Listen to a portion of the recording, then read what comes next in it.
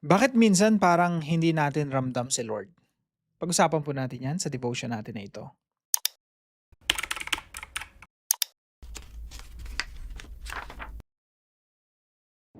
Magandang araw po sa bawat isa sa inyo. Welcome back to our 365 Daily Devotions, Bible Characters Edition. Binabati ko po muna si Ma'am Ryoko Silin at yung ating mga comment section, lagi ko po siyang nakikita. No? Maraming maraming salamat po sa inyo sa inyong pagsuporta po dito sa ating mga devotions. So thank you po Ma'am Ryoko Silin. Now, yung devotion po natin ngayon ay patungkol po sa Book of Ruth or patungkol kay Ruth. At natapos na po natin yung Book of Judges. I hope marami po kayong natutunan. Jump pack po yung ating mga teachings and hopefully talagang natutunan natin yung theology ng Book of Judges. So, nung mga nakaraan po, no, yung sa Judges kasi ang daming mga na feature ng mga character, no. So, kaya medyo nagtagal tayo sa Book of Judges. So, ang nakita po natin sa Book of Judges ay downward spiral of evil. Tapos ito pong Book of Judges nagtapos sa idolatry, nagtapos po siya sa sexual violence, nagtapos po siya sa civil war. So parang yung Book of Judges, parang ititignan mo, parang depressing, hopeless. Talagang walang kapag-pag-asa, pasama ng pasama ng pasama. Pero ang tanong po, bakit yung Book of Judges sinundan ng Book of Ruth? Sinundan ni Ruth. Bakit? Alam niyo po yung Bible, yung pagkaka-arrange po niyan, strategic po yan. Talagang well-planned. Talagang ginusto ng Diyos na ganyan yung pagkaka-organize ng Bible. So, ang tanong natin, bakit yung Book of Judges sinundan agad ng Book of Ruth? What's the point? What's the purpose?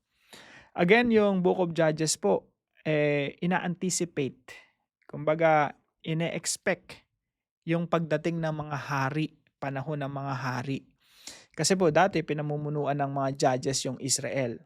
Sumunod po rito, pinamunuan sila ng mga hari. Kaya po, si Ruth ay inintroduce right after the book of Judges. Now, tingnan po natin sa Ruth chapter 1, verse 1. Sabi po rito, in the days when the judges ruled. So, ibig sabihin, yung Ruth pala, nangyari pala ito, yung timeline nito, nangyari sa panahon ng mga judges. So, isipin niyo po yan. Yung darkest moments, no, during the time of Israel, in Israel's history, sa panahon ng mga judges, talagang chaos, chaotic. At, meron pang civil war. Noong mga panahon na yon, nandun pala si Ruth. No? Nandun pala nakapaloob dun yung story ni Ruth. Kaya sabi dito, in the days when the judges ruled, there was a famine in the land. Merong taggutom. Tapos inintroduce na yung isang pamilya. Sabi dito, and a man of Bethlehem in Judah went to sojourn in the country of Moab, he and his wife and his 2 sons. So, may mag-anak, si Elimelech, si Naomi, mag-asawa po sila, tapos 2 anak, si Malon tsaka si Kilyon. Sabi po rito, nagpunta po sila sa Moab kasi nga may tagutom sa Israel. So, saan po ba yung Moab? So, ito po yung Moab at galing po sila rito sa Bethlehem. So, may tagutom dito sa area na to, nagpunta sila sa foreign land, sa Moab. At yan po yung simula ng storya ng Book of Ruth. Now, dito pa lang meron na tayong matututunan na sa kabila ng chaos, no, meron palang pagkilos ang Diyos. Sa kadiliman, meron palang liwanag na sinisimulan ng Diyos.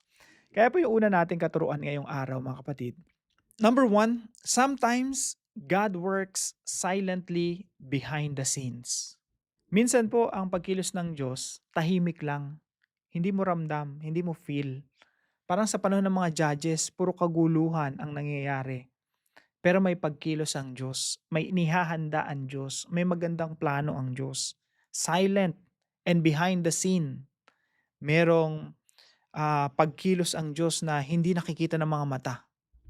Kaya po itong Ruth po na ito, itong Book of Ruth, para po itong flashback, no? Nangyari po ito sa panahon ng mga judges.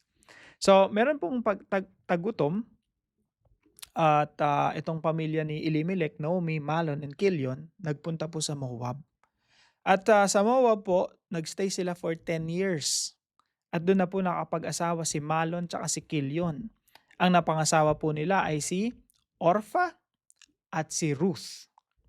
Yun po yung storya, no? So, si Naomi, si Elimelech, Malon, Kilion, Ruth, tsaka si Orpha. Isang happy family po sila doon. Unfortunately po, dumating yung pagkakataon na namatay si Elimelech. Sinundan ng pagkamatay ni Malon at ni Kilion. So ang natira na lang po ay si Naomi, si Orpha at si Ruth. Tapos nabalitaan po nila na yung Bethlehem, yung lugar nila sa Israel ay binisita ng Panginoon at nagkaroon ulit ng kasaganaan. Kaya po itong si Naomi ay nagnanais bumalik na sa Bethlehem.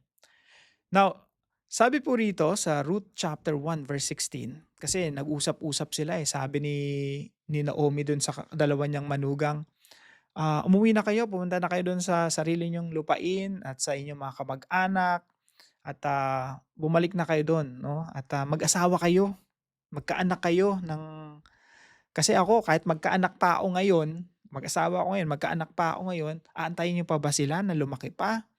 'Di ba hindi na, talagang kailangan niyo nang bumalik na. So si Orpha bumalik na sa kanyang pinanggalingan. Pero ito pong si Ruth, ito po yung sabi niya sa Ruth chapter 1 verse 16. But Ruth said, "Do not urge me to leave you or to return from following you." So si Ruth sunod ng sunod dun kay Naomi. Sabi ni Ruth, gusto ko talaga sumunod sa'yo. Hindi kita iiwan, Naomi. For where you go, I will go, and where you lodge, I will lodge. Kung saan ka pupunta, dun ako pupunta. Kung saan ka maninirahan, dun din ako maninirahan. Si Ruth po kasi mabait. Gusto niyang alagaan yung biyanan niya, no? Sana ganun lahat ng mga magbiyanan at manugang, no? So sabi rin po rito, very important. Sabi rito, your people shall be my people and your God, my God. Yung Diyos mo, magiging Diyos ko. Yung Yahweh na sinasamba mo, ay siya ring Yahweh na sasambahin ko. So ito po yung famous line ni Ruth. At alam niyo po, ito yung greatest decision ni Ruth. Ito yung pinakamagandang ginawa niya sa buhay niya. Yung kilalanin niya si Yahweh bilang kanyang Diyos. Kaya po yung point number 2 natin mga kapatid, sometimes God works through unexpected people. Minsan, yung pagkilos ng Diyos, hindi lang silent, hindi lang behind the scene, gumagamit siya ng mga unexpected people. Ano ibig sabihin nun? Alam niyo po ba na si Ruth, sa kanya galing si Haring David? Again, sabi ko nga, yung Book of Judges, nag-e-expect ng hari Kaya si Ruth yung pan-transition. Kasi galing kay Ruth, yung kaapu-apuhan niya ay si Haring David. At ginamit ng Diyos si Ruth para isang Moabite. So, isipin niyo po yan.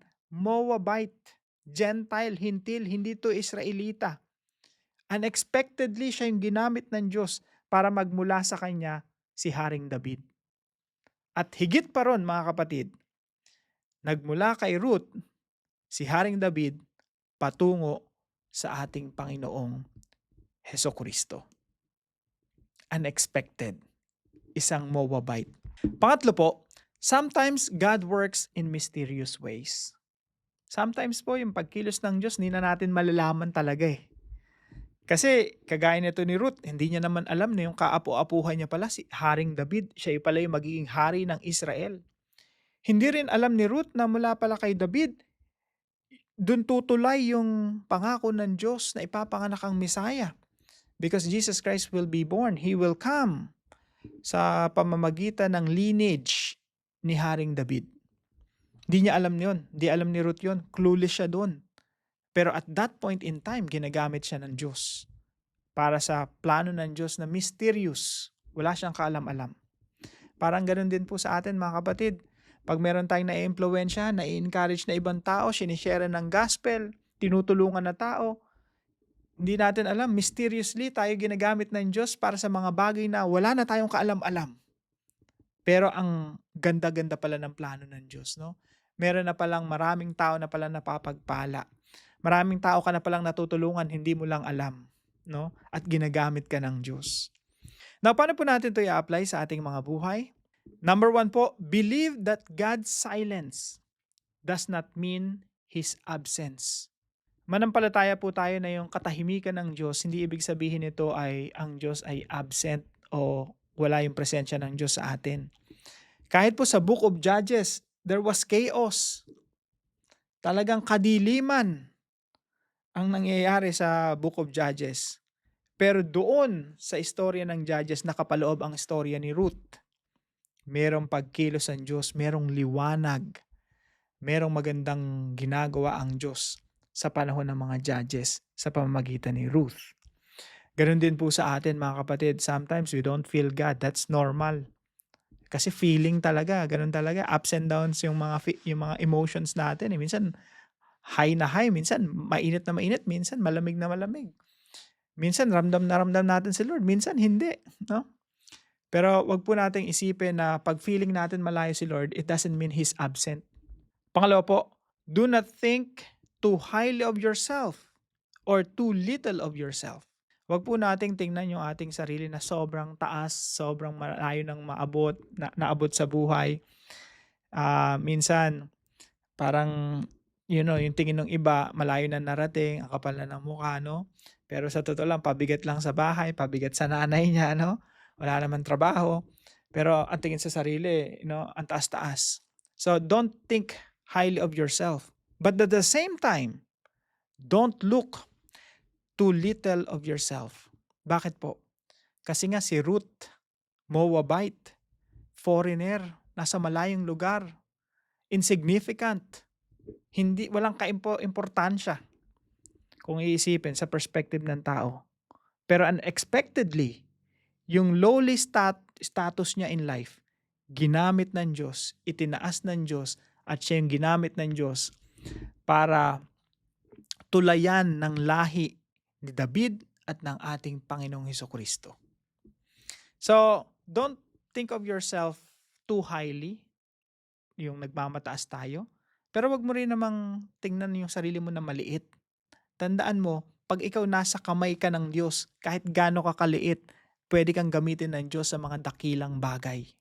So, pangatlo po, trust that God has a plan even when you do not know it. Pagtiwalaan po natin na ang Diyos ay may plano. Parang sa buhay ni Ruth, talagang nakaka-amaze rin eh. Kasi si Ruth, clueless siya. Wala siyang kaalam-alam sa nangyayari sa buhay niya. Na basta nagtiwala lang siya, no? Yung Diyos ni Naomi, yun yung Diyos niya. Si Yahweh ang kanyang paglilingkuran, katulad ni Naomi. Yung bayan ng Israel, yun yung magiging people niya, no? Talagang nagtiwala lang talaga siya at step of faith po ito patungo sa land of Israel na hindi niya naman sariling bayan. Pero nagtiwala siya, no? Kinilala niya si Yahweh bilang kanyang Panginoon. At wala siyang kaalam-alam, ginagamit na pala siya ng Diyos para sa isang redemptive history, no? Yung redemptive story of God sa pamamagitan ng Panginoong Hesukristo. So, trust that God has a plan even when you don't know it. May plano ang Diyos kahit hindi mo alam exactly kung anong ginagawa ng Diyos sa iyong buhay. At minsan, hindi na natin kailangang malaman pa. No? Parang si Ruth, di niya alam. Pero later on, nakita natin sa istorya ng Biblia, yung larger picture, naging kagamit-gamit si Ruth sa istorya ng Biblia. Now, para po sa ating discussion, why is it important to believe that God is always at work, even when He seems silent? At para po sa ating dive deeper, pag-usapan po natin, what is the connection between Ruth and the coming Messiah, King Jesus? Tayo po'y manalangin. Father God, thank you for reminding me through story of Ruth that you are always at work, even when I cannot see it. Sometimes you move silently behind the scenes, sometimes through unexpected people, and sometimes in ways that are mysterious to us. Help me believe that your silence never means your absence. Guard my heart from thinking too highly of myself or too little of myself, remembering that you can use anyone for your purposes. Teach me to trust that you are guiding history according to your perfect plan. And thank you that through Ruth, you prepared the way for the coming of our Messiah, King Jesus. In His name I pray. Amen and Amen. Maraming salamat po kay Van na partner po natin sa devotion natin na ito. Pagpalain ka ng ating Panginoon. At kung kayo po ay may natutunan, ipaalam nyo lang po sa comment section right below this video. And please share this devotion to your family and friends. God bless you po. See you po tomorrow 5 a.m. dito po sa ating Daily Devotions.